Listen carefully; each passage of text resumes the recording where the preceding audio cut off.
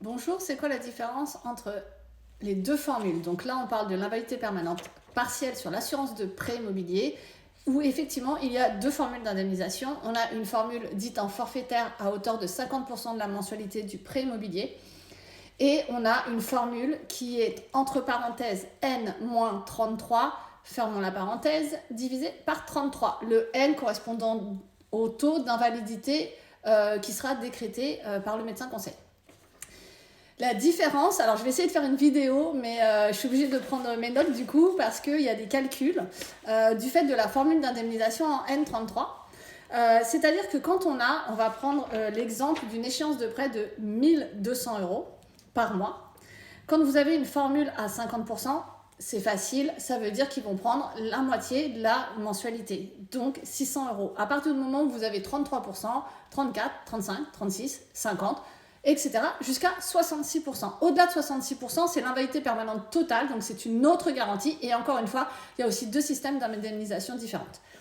Pour revenir à celle-ci, donc nous avons effectivement le forfaitaire 50%.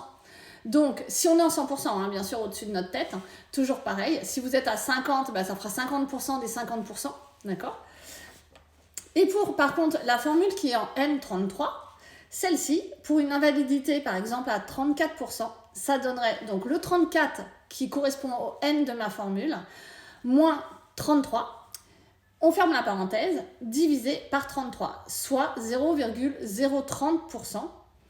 La mensualité de 1200 €, on la multiplie par ce nouveau taux qui est arrivé à 0,030%. Ça veut dire que mensuellement, sur les 1200 € de prêt immobilier, vous aurez 36 € d'indemnisation. Elle est là, la grosse différence. Le même exemple avec 45% d'invalidité. Donc 45% d'invalidité, la formule en 50%, ça ne change pas. Ce sera toujours les 600 € dont on parlait au départ, la moitié des 1200. Pour la formule en 33, nous avons donc 45 cette fois pour le taux que j'ai choisi, moins les 33, on ferme la parenthèse, et on divise par 33. Ça donne 0,3636%. Donc 1200 € fois 0,3636, ça donne 436,32 € par mois. C'est-à-dire que c'est encore en dessous des 600 € que vous auriez eu si vous étiez sur la formule en forfaitaire 50%. La formule en N sur 33, elle va commencer à être intéressante à partir du moment où vous êtes à 50% d'invalidité. Donc de 33 à 50%, la meilleure formule, c'est le 50%, parce qu'on va prendre vraiment en charge la moitié du prêt immobilier. Et celle qui va devenir plus intéressante, mais du coup, c'est quand même dommage parce que ça veut dire que de 33 à 50%, vous serez beaucoup moins bien indemnisé. Elle va être intéressante à 50% parce que si on reprend cet exemple, on fait 50 moins 33, toujours entre parenthèses, qu'on divise par 33, ça donne 0,5151%. 1200 € fois le 0,5151, ça donne 618,12, donc 18,12 € de plus que la formule en 50%.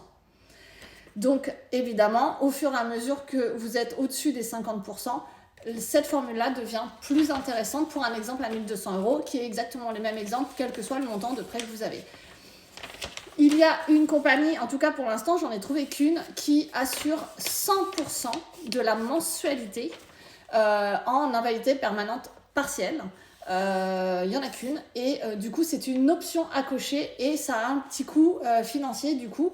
Et à partir du moment où on est de 33 à 66%, on prend en charge l'intégralité. Donc dans cet exemple, on prendra en charge les 1200 €, quoi qu'il arrive, qu'on est à 33%, 34, 35, 36, 50, 60, jusqu'à 66. Voilà, donc c'était ça. J'espère que j'ai été claire. Je vais essayer de le mettre par écrit en dessous de la vidéo pour que vous puissiez reprendre ce type de formule, mais c'est un petit peu long. Et voilà, je vous souhaite en tout cas une bonne journée.